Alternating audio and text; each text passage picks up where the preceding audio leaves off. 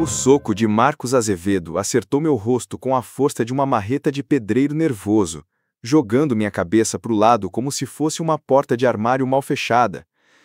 O barulho seco do impacto ecoou na sala de estar da mansão, calando de uma vez a música de Natal e as conversas animadas.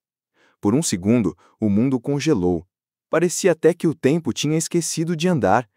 50 pessoas me olhavam em choque, taças de espumante paradas no ar, como se tivessem pausado um filme no pior momento possível. As luzes piscantes da árvore de Natal de 3 metros brilhavam, como se nada tivesse acontecido. Um contraste bizarro com o sangue que escorria do meu nariz. "Seu desastrado imbecil!" rugiu Marcos, a voz dele ecoando entre as guirlandas douradas e os cristais finos da decoração. "Olha o que você fez com a minha camisa! Essa camisa vale mais do que você ganha num mês!" A água que eu, sem querer, tinha derramado ainda pingava no mármore italiano. Um simples copo d'água. Um tropeço besta enquanto eu passava atrás da poltrona dele.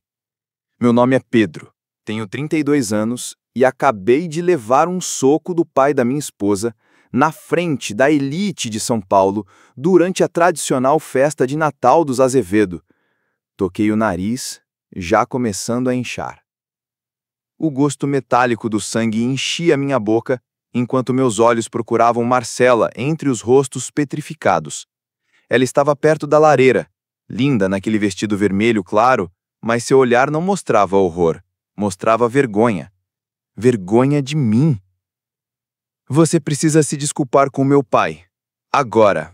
A voz dela era tão gelada quanto o ar-condicionado no talo. Essas palavras doeram mais do que o murro. Ao redor, os cochichos começaram como fogo em mato seco.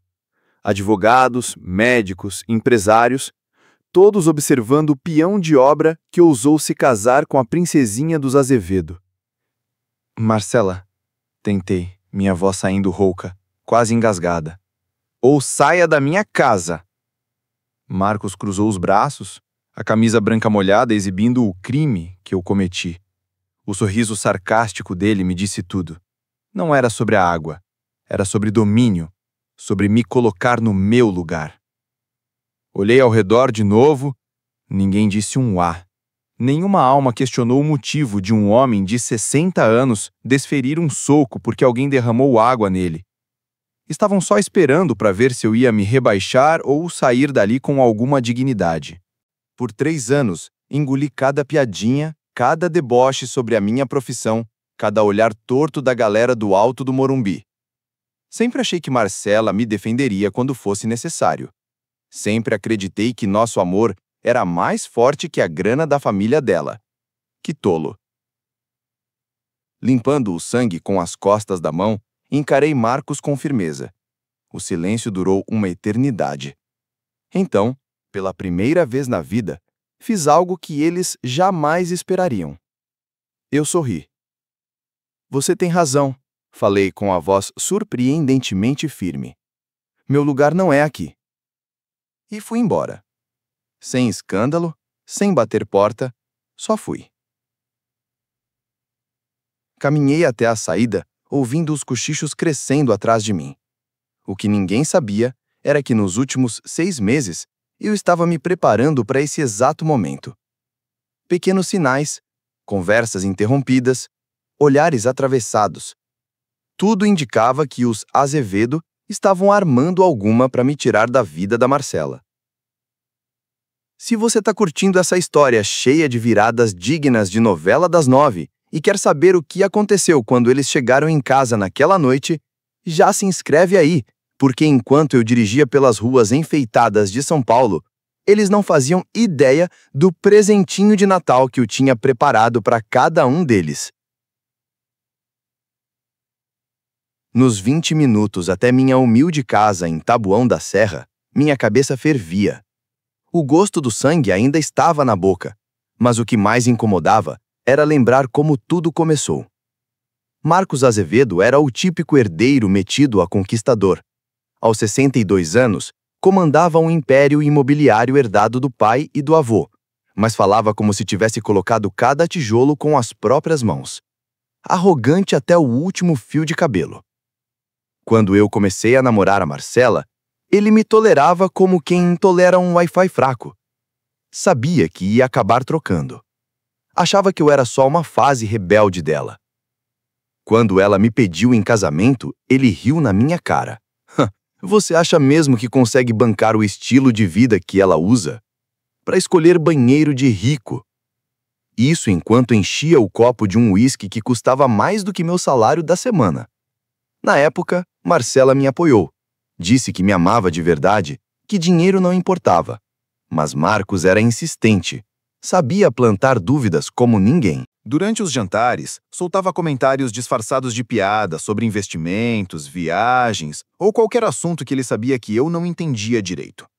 Dava presentes caríssimos para Marcela só para me lembrar do que eu não podia dar. Uma bolsa de 15 mil reais aqui, uma joia de 20 mil reais ali. Aos poucos, ela foi mudando. Começou a questionar por que eu não crescia mais rápido com minha empresa, por que não aceitava aquele empréstimo camarada do sogrão, por que insistia em fazer tudo do jeito difícil, sendo que o pai dela podia facilitar nossa vida. Você é muito orgulhoso, Pedro, dizia cada vez mais. Às vezes, aceitar ajuda não é fraqueza, é inteligência. Mas eu conhecia bem o tipo do Marcos. A ajuda dele vinha com aquelas cordas invisíveis que, quando você via, já estava acorrentado e chamando ele de patrão. O ponto de virada veio há 6 meses, no aniversário da Marcela. Marcos fechou um restaurante inteiro nos Jardins e chamou 50 pessoas, só figurão. Médico, advogado, político da região. Eu fui com o meu único terno comprado em liquidação, enquanto os outros pareciam saídos direto de uma campanha da Armani. No meio do discurso, ele disse que estava muito orgulhoso da filha por seguir o coração, mas que torcia para que, um dia, ela encontrasse alguém à altura. E a galera riu, achou fofo. E a Marcela sorriu. Não falou nada. Naquele momento, eu entendi. Não era sobre vingança ainda. Era sobre inevitabilidade. Homens como Marcos Azevedo não descansam até arrancarem o que querem. E ele queria me arrancar da vida da filha. Comecei a me preparar.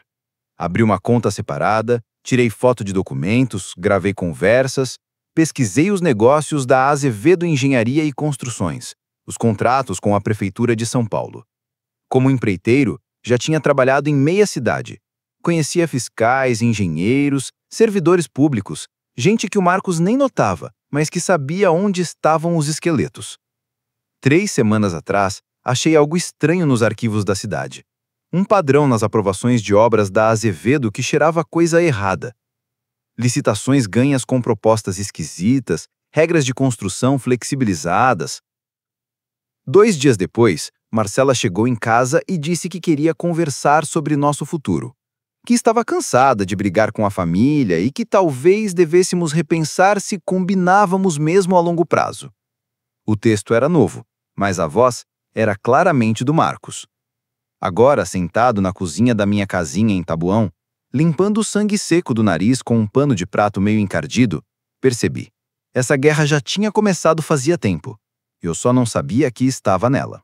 Peguei meu notebook e abri uma pasta que eu havia nomeado inocentemente de projetos residenciais. Lá dentro, tudo organizadinho por data, subpastas cheias de documentos, fotos e áudios. A primeira se chamava Irregularidades no Alto de Pinheiros. A segunda, Contratos Municipais Meio Esquisitos. A terceira, Relacionamentos Duvidosos com Fiscais. E havia ainda uma quarta, que eu nunca tinha tido coragem de abrir. Chamava-se Plano B de Emergência. Hoje, finalmente, era o dia de dar play nesse capítulo. Mas no exato momento em que cliquei no arquivo, o meu celular tocou. Era a Marcela. Pedro, você precisa voltar aqui agora. Meu pai quer falar com você. A voz dela soava estranha, quase com medo. Ele descobriu umas coisas sobre você, coisas sérias. Desliguei o telefone com um meio sorriso. Marcos Azevedo achava que tinha descoberto algo sobre mim? Engraçado, porque em poucas horas o mundo inteiro descobriria umas coisinhas sobre ele. Cerca de 20 minutos depois, eu já estava de volta à mansão dos Azevedo, mas dessa vez, não como um hóspede humilhado. Entrei pela porta da frente como quem cansou de correr. Marcos me esperava na biblioteca com um copo de uísque numa mão e uma pasta de papel pardo sobre a mesa de mogno, daquelas que só se vê em novela das 8. Marcela estava ao lado dele, olhos vermelhos de quem chorou mais que cebola picada. Quando me viu, desviou o olhar. "Sente-se, Pedro", disse ele com aquela voz carregada de satisfação venenosa. "Temos muito o que conversar." Fiquei de pé, de braços cruzados. Tava com cara de novela mexicana. "Você achou mesmo que eu não ia descobrir?" Ele abriu a pasta e espalhou as fotos sobre a mesa. Eram imagens minhas entrando e saindo da prefeitura, conversando com fiscais, tirando fotos de documentos. 3 meses investigando minha família. Bem impressionante para um simples pedreiro. Marcela finalmente me encarou. "Pedro, por que você fez isso? Por que estava espionando minha família?" A decepção da voz dela quase me fez rir. "Depois de tudo que me fizeram, eu quem estava errado. Porque vocês estavam armando contra mim há meses", respondi com calma. Marcos bateu a mesa no tampo com força, fazendo os copos de cristal balançarem. "Você é um parasita, um oportunista, que usou minha filha para tentar subir na vida." "Pai, por favor", começou Marcela, mas ele cortou com um gesto seco. "Cala a boca, Marcela! Você já errou bastante casando com esse traste." Virou-se para mim, os olhos brilhando de ódio. "Mas acabou, Pedro. Acabou!" Foi aí que ele soltou a bomba. Nos últimos 2 meses, contratou um detetive particular para cavucar minha vida. Descobriu que eu tinha feito umas reformas não declaradas no começo da carreira, quando o dinheiro era curto. Também achou umas pendências com a Receita, que podiam me render umas multas pesadas, ou até cadeia. "Já falei com meus advogados", disse ele, empurrando mais papéis pela mesa. "Amanhã cedo entra uma denúncia anônima na Receita, junto com todas as provas das suas atividades ilegais dos últimos 5 anos.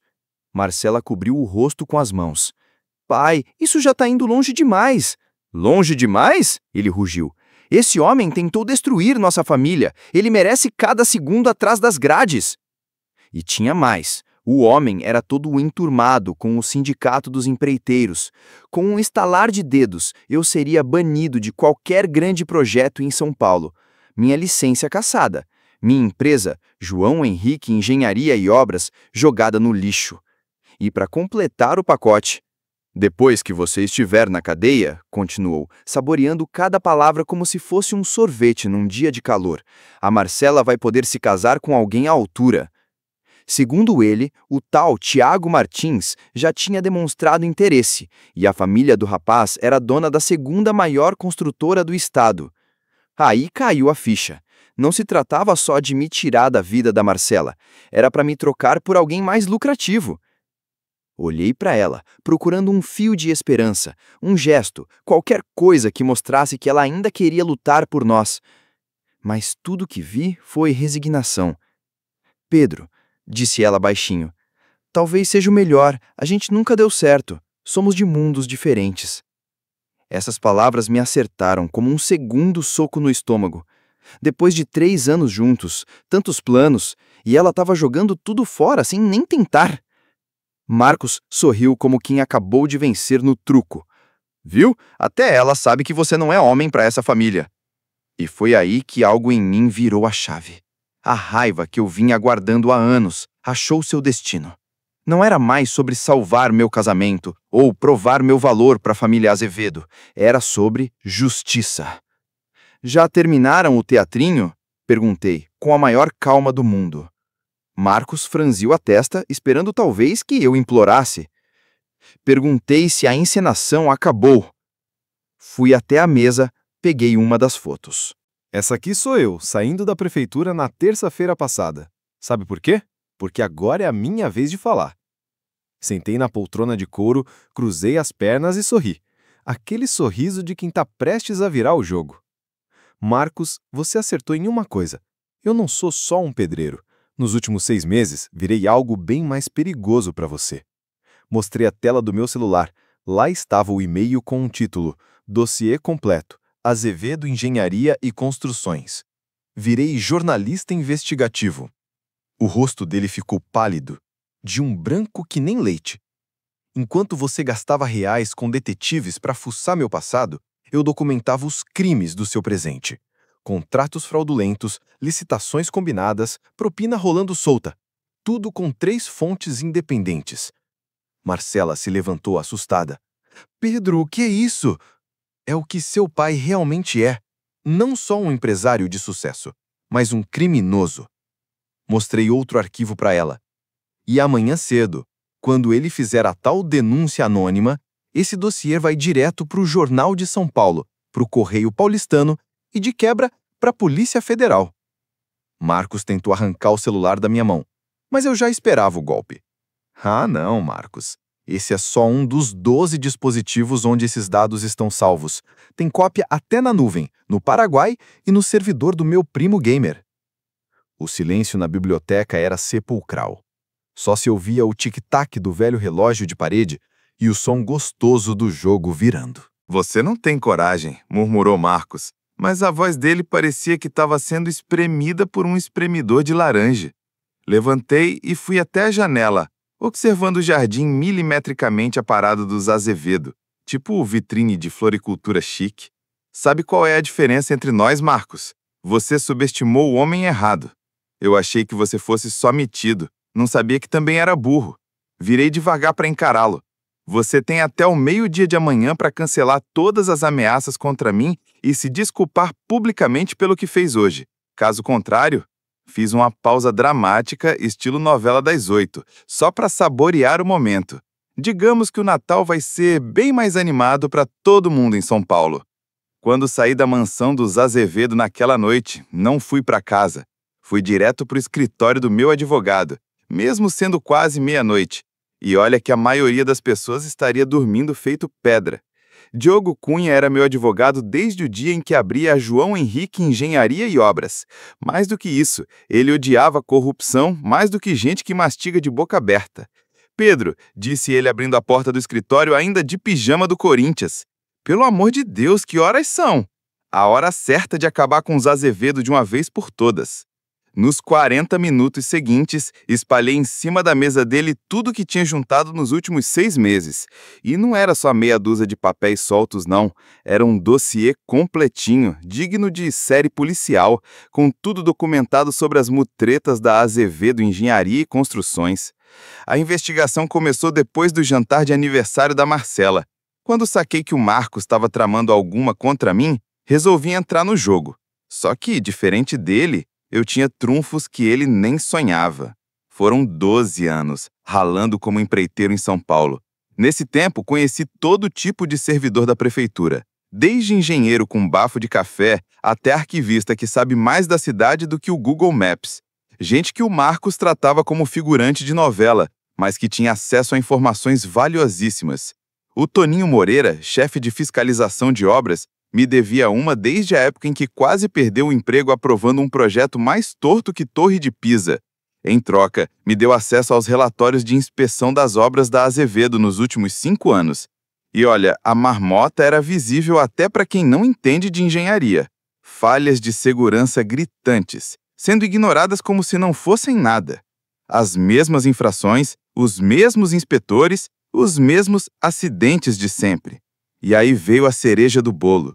A Elisângela Oliveira, do setor de licitações, me mostrou uma parada sinistra. As propostas da Azevedo chegavam sempre no último minuto, com valores exatos para ganhar das outras construtoras por centavos. Isso aí não tem como ser chute, disse ela, me entregando os documentos. Só dá para fazer isso se tiver acesso às propostas dos concorrentes. Mas a verdadeira bomba veio do Benjamin Bueno, ex-contador da Azevedo. Demitido numa tal reestruturação, que na verdade foi uma forma elegante de calar quem sabia demais. Benjamin me entregou tudo.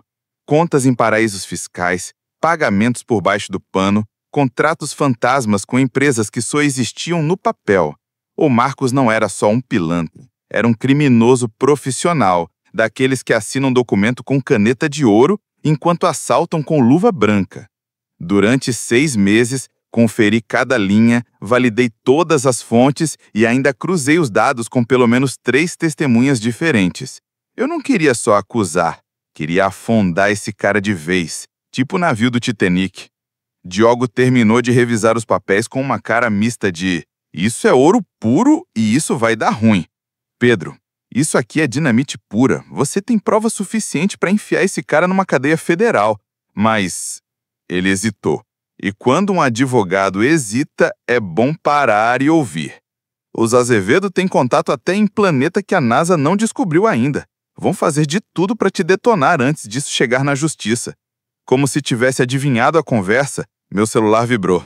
Era a Marcela. Pedro, meu pai contratou os melhores advogados de São Paulo. Disse que vai te processar por difamação, invasão de privacidade e espionagem industrial.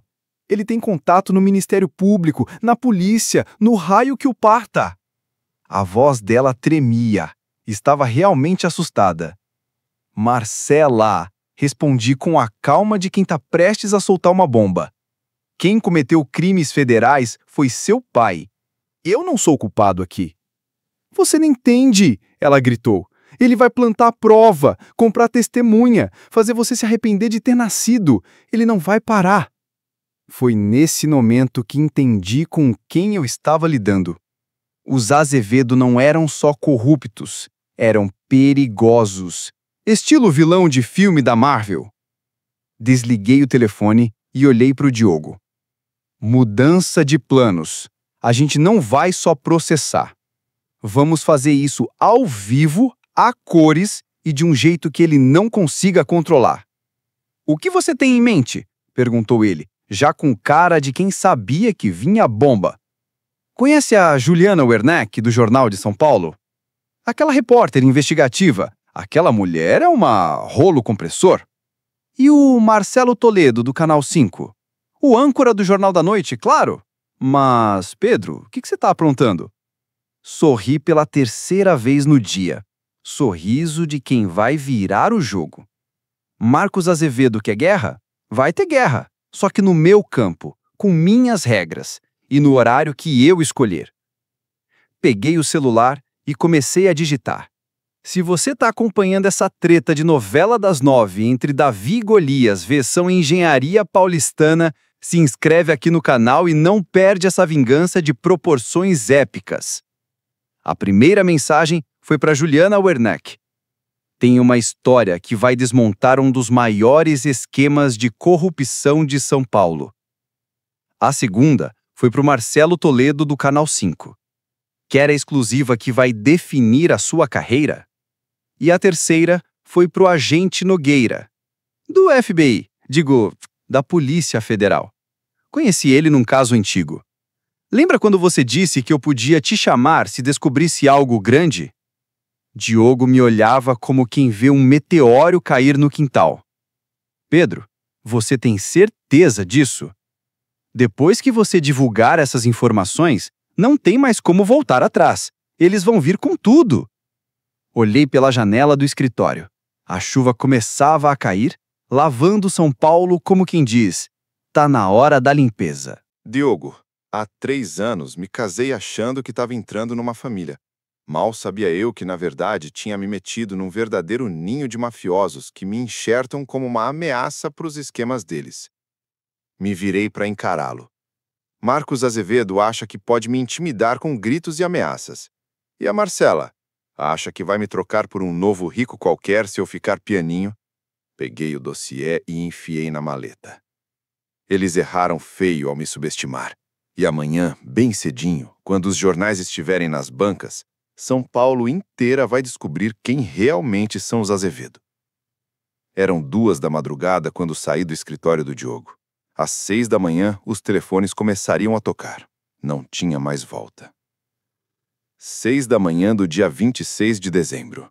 O celular tocou, pontualmente como o despertador do Faustão. Pedro, aqui é a Juliana Werneck, do Jornal de São Paulo.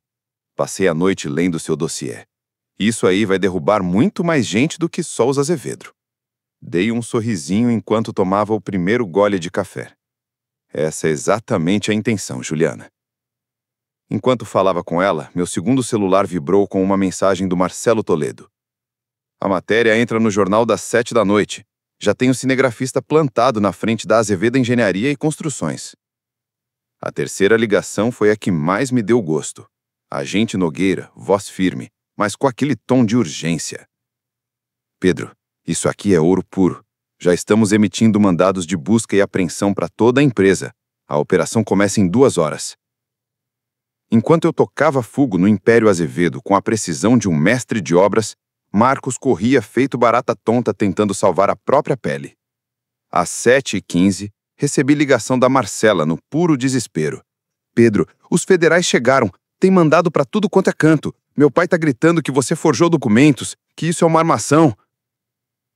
Marcela, diz pro seu pai que ele tem 30 minutos antes da coletiva de imprensa. Se ele quiser falar alguma coisa antes que vire circo no país inteiro, é bom usar esse tempo com sabedoria. Ela desligou chorando. Às 8 da noite, liguei a televisão. Marcelo Toledo estava ao vivo, bem na porta da sede da Azevedo Engenharia e Construções, enquanto os federais saíam carregando caixas e mais caixas de documentos. Numa operação bem coordenada, o pessoal da Polícia Federal executou mandados de busca na sede da Azevedo Engenharia e Construções após denúncias anônimas de corrupção e fraude, que podem estar ligadas a milhões de reais em contratos com a prefeitura.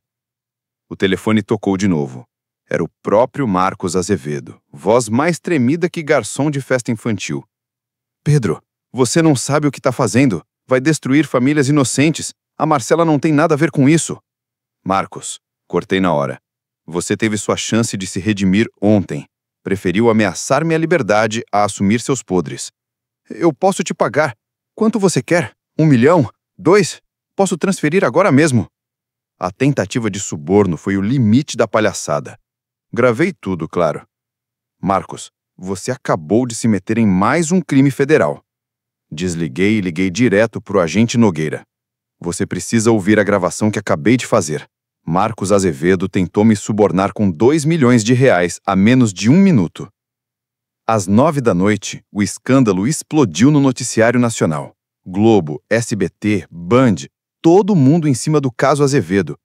Juliana Werneck ampliou a investigação e descobriu ligações com políticos e empresários do alto escalão paulista. Mas o Marcos ainda tinha uma carta escondida. Às 10h30 da manhã, a Marcela apareceu na minha porta com 2 engravatados de terno escuro. Pedro, esses são os advogados do meu pai. Eles têm uma proposta.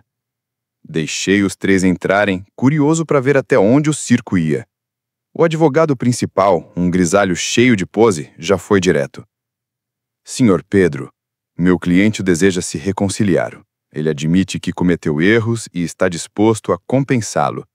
Generosamente. Que tipo de compensação? 3 milhões de reais transferidos agora mesmo. Um cargo executivo na Azevedo Engenharia. E um pedido público de desculpas. Fingi pensar por alguns segundos, estilo jurado do The Voice. E em troca, eu retiro tudo, digo que interpretei mal os documentos e finjo que nada aconteceu. Marcela me olhou com um brilho de esperança. Pela primeira vez em meses, parecia que ela me enxergava como marido de verdade. Pedro, por favor, a gente pode recomeçar. Eu sei que errei, que não te defendi como devia, mas dá para consertar. E foi aí que caiu a ficha. Ela realmente achava que eu largaria tudo por dinheiro. 3 anos de casamento trocados por uma maleta de grana. Senhores, levantei da cadeira. Tenho um pequeno problema com essa proposta. Fui até a janela. Lá fora, os carros da PF ainda estavam parados em frente à Azevedo Engenharia. Vocês não fazem ideia do tamanho do buraco que eu descobri. Me virei e encarei todos. Marcos Azevedo não só fraudou contratos públicos e sonegou imposto, ele lavou dinheiro para organizações criminosas em obras fantasmas. Tem ligação com políticos em Brasília. Tem cartel de droga usando os prédios dele como QG. O silêncio foi mais constrangedor do que fila de lotérica na segunda-feira. O dossiê que entreguei para a PF tem 600 páginas. O que saiu na imprensa hoje é só a pontinha do iceberg, as primeiras 50. Marcela tapou o rosto desesperada. Você acha que isso é briga de casal? Isso é desmantelar um esquema que está rolando em São Paulo há décadas. O advogado tentou manter a pose, mas a voz já tremia. Você não tem provas suficientes para sustentar isso tudo. Ah, não? Sorri.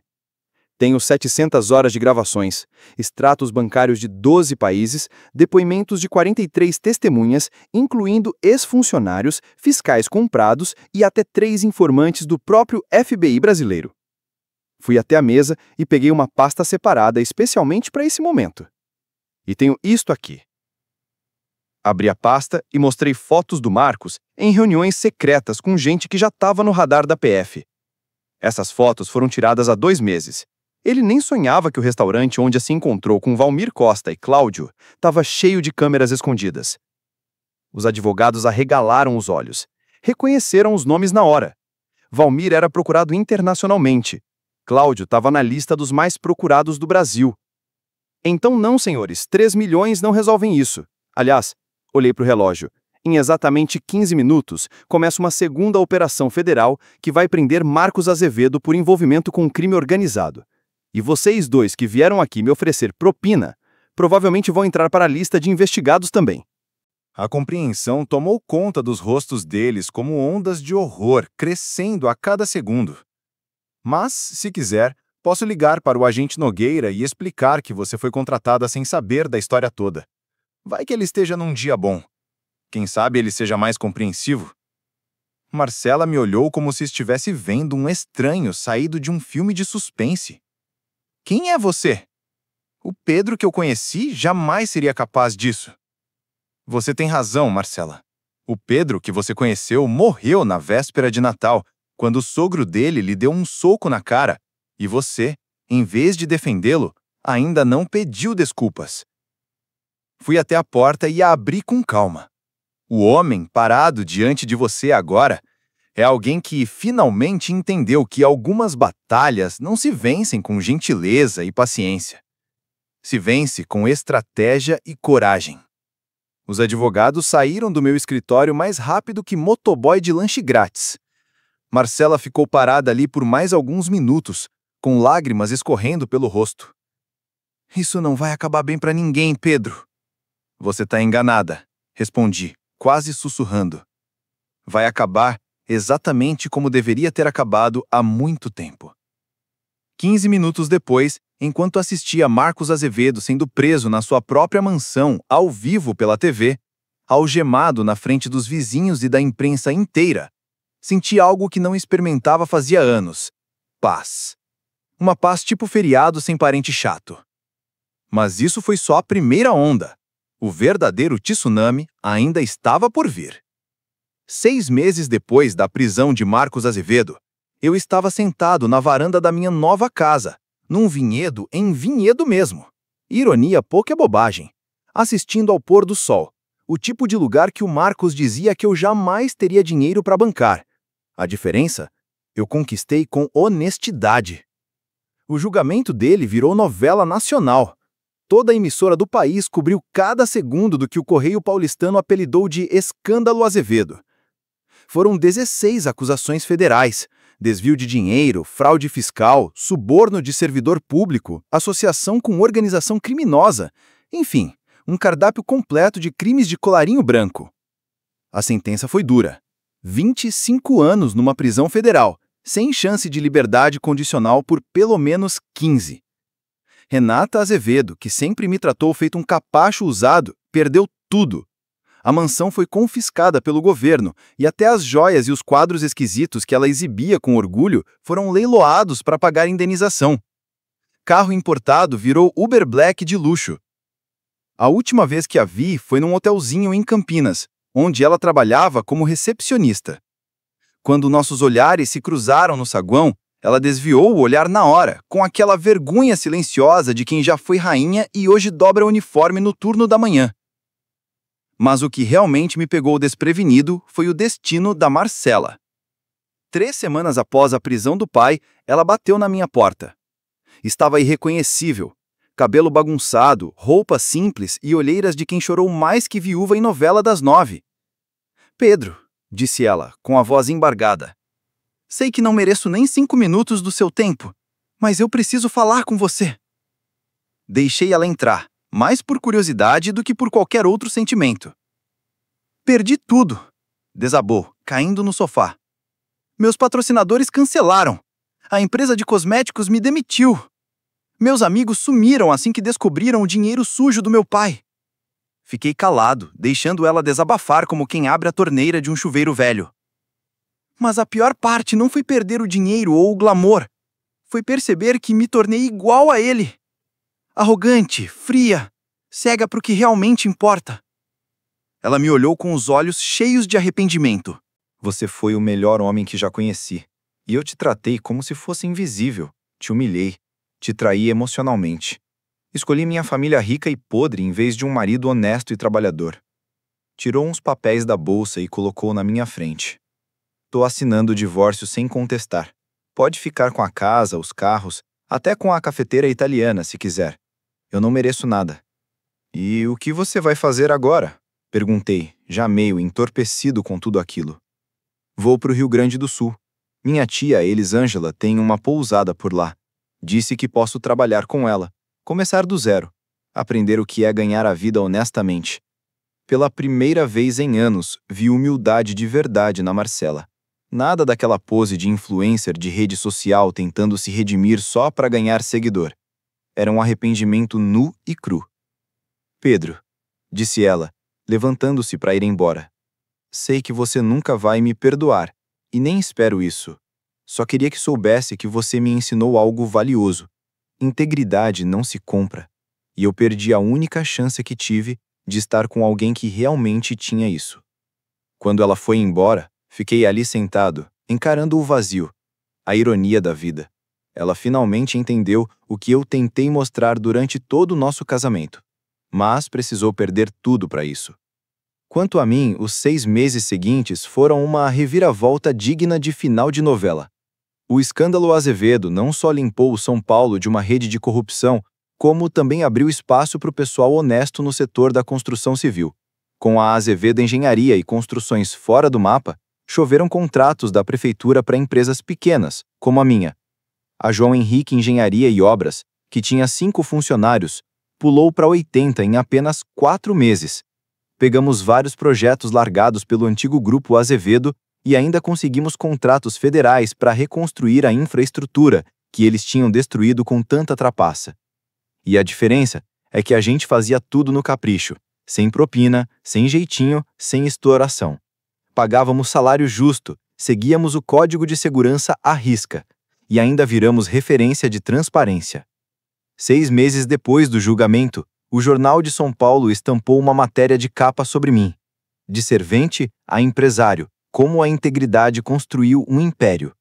A repórter Juliana Werneck escreveu: Pedro não apenas desmantelou um dos esquemas mais corruptos da história recente de São Paulo, ele provou que sucesso de verdade nasce do caráter, não de contatos. Sua empresa agora emprega mais do que a antiga Azevedo, e com práticas éticas que viraram padrão no setor. Mas, sinceramente, o reconhecimento profissional nem foi o mais gratificante. O que realmente me marcou foi a inauguração de um centro comunitário que construímos em Vila Prudente. Um projeto que o Marcos Azevedo tinha abandonado por não dar lucro. Durante o evento, uma senhora idosa se aproximou de mim. O senhor é o Pedro, da João Henrique Engenharia, não é? Sim, senhora. Meu nome é Sandra Martins. Meu neto trabalha na sua empresa. Ela contou que o menino tinha tido problemas com a justiça, mas que ninguém dava uma chance para ele. Hoje, Marcos cumpre pena de 25 anos. A Azevedo Engenharia e Construções foi extinta.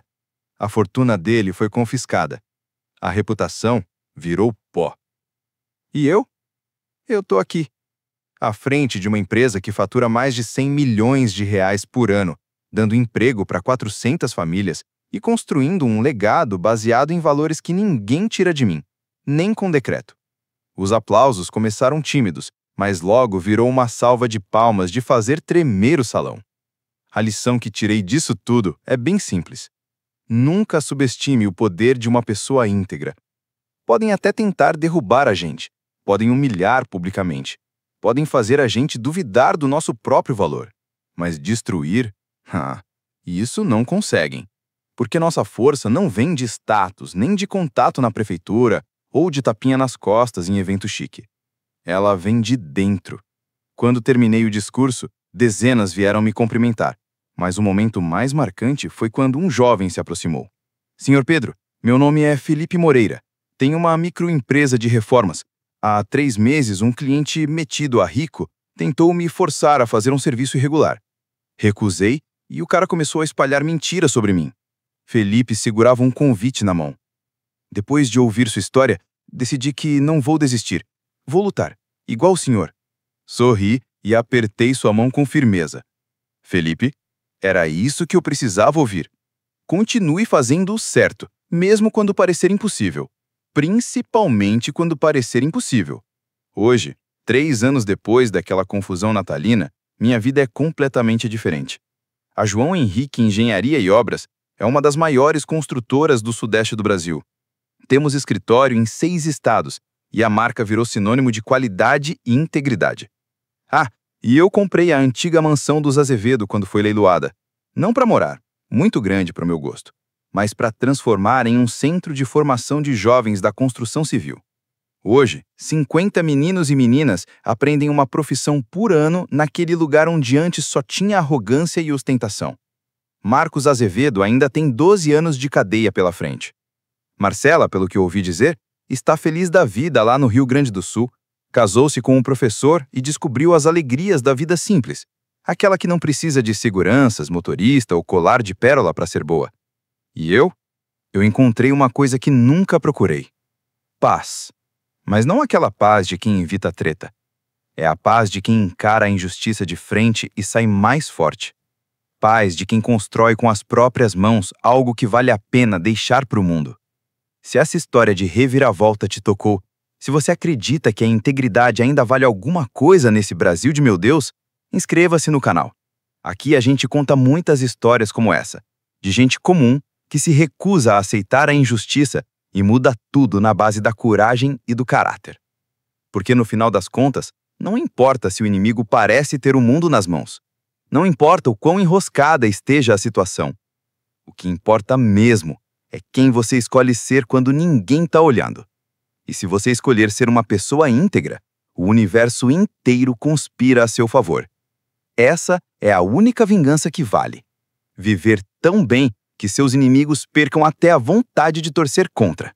Não só contratei o rapaz, como ainda banquei os cursos técnicos dele. Hoje, ele é um dos nossos supervisores mais respeitados. Senhor Pedro, disse a senhora segurando minha mão com força, o senhor não construiu só prédios, construiu vidas. Meu neto tem voltado para casa todos os dias nos últimos 4 meses, dizendo que finalmente encontrou alguém que acredita nele. Foi nesse momento que eu entendi de verdade por que tudo tinha acontecido. Enquanto Marcos Azevedo usava a construção civil para encher os bolsos dele e dos amigos, explorando o sistema e pisando nas pessoas, eu uso a construção para erguer comunidades, criar oportunidades e deixar um legado honesto. 1 ano depois daquela fatídica ceia de Natal, que virou minha vida de cabeça para baixo, recebi um convite inusitado. A Câmara de Comércio de São Paulo me chamou para ser o palestrante principal no jantar anual de premiação. O tema era Integridade nos Negócios, reconstruindo a confiança. Topei na hora, não pelo prestígio, mas porque queria contar uma história que, quem sabe, inspirasse outras pessoas a não abaixarem a cabeça. Na noite do evento, olhei para uma plateia com 300 empresários paulistas. Muitos rostos ali eu já conhecia, estavam na bendita festa de Natal e viram, ao vivo, minha humilhação. Respirei fundo e comecei o discurso. Um homem me deu um soco na cara numa ceia de Natal por eu ter esbarrado um copo d'água na camisa dele. A filha dele, minha esposa na época, me mandou pedir desculpas ou cair fora. O salão ficou em silêncio. Sabe aquele silêncio que até o ar parece segurar o fôlego? Naquela noite, muitos me viram com o perdedor, o pedreiro simples que não tinha lugar entre os engravatados dos jardins. Alguns riram. Outros desviaram o olhar, envergonhados da cena. Fiz uma pausa. Encarei algumas dessas figuras que eu lembrava bem. Mas o que ninguém percebeu naquela noite foi que eu não saí de lá humilhado. Saí determinado. Determinado a provar que integridade vale mais que qualquer propina. Que honestidade constrói impérios muito mais sólidos do que maracutaias de bastidor. Contei tudo. A investigação, a queda dos Azevedo, a reconstrução da minha empresa. Marcos Azevedo tentou me destruir porque me achava inferior. Julgava meu valor pela etiqueta da roupa, pelo saldo bancário, pelo jeito que eu falava. Só não viu o mais importante: meu caráter. A plateia estava hipnotizada.